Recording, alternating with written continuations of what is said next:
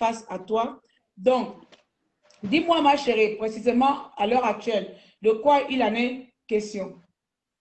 D'accord, déjà, je te dis merci, la grande Claire, voilà, de m'avoir invité sur le plateau. Pour certains qui ne me connaissent certainement pas, je suis Leslie, jeune Gabonaise, étudiante actuellement en Côte d'Ivoire. Et voilà, donc comme vous pouvez constater que c'est visible, je souffre d'une maladie appelée la nérophromatosis. Je ne suis pas née avec, mais c'est sorti à l'âge de 12 ans. Et aujourd'hui, ça fait près de 15, plus de 12 ans, donc disons 13 ans, 14 ans, que je vis avec cette maladie.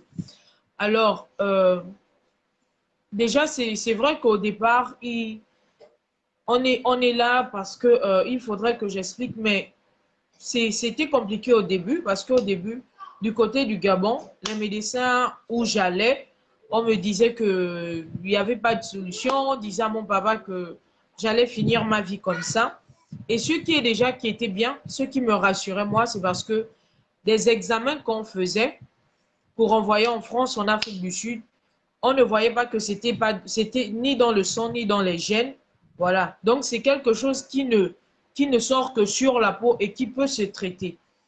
Voilà.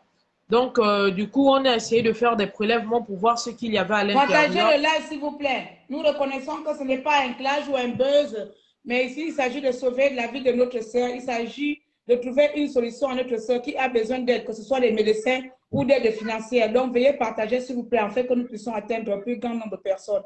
Voilà pourquoi je vous ai demandé de nous mettre, même des footballeurs peuvent venir aider la sœur aussi avec un petit chèque là à côté. Voilà. Alors, donc, comme je disais, ce qui me rassurait déjà moi, c'est parce que dans les examens qui ont été faits, ça a été révélé que c'est pas dans le sang, c'est pas contagieux, c'est pas parce que, au-delà de tout, faut signaler ici que j'ai subi beaucoup des actes de stigmatisation, des rejets des gens que je connaissais même pas. Parce que moi, je me dis souvent que avant de rejeter quelqu'un, on doit apprendre à connaître la personne. On doit savoir de quoi souffre la personne. Je pense que ce n'est pas une situation qu'une personne ici parmi vous désire. Parce que moi-même, je ne la souhaiterais à personne. Personne. Parce que c'est déjà compliqué de marcher devant une foule de personnes.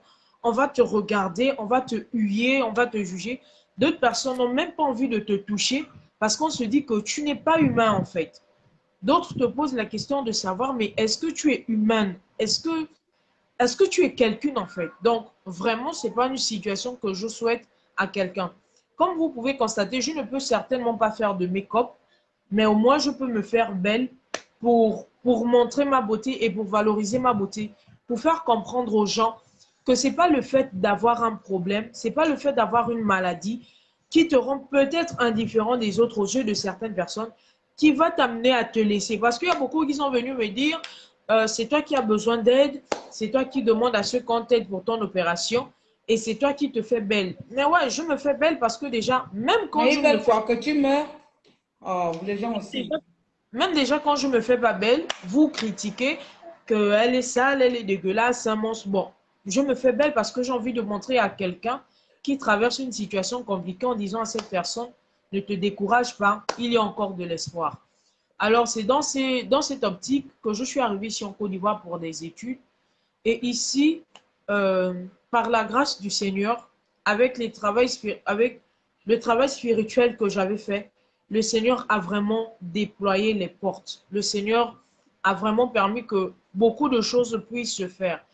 Et de là, nous sommes rentrés en contact avec des hôpitaux un peu partout dans le monde.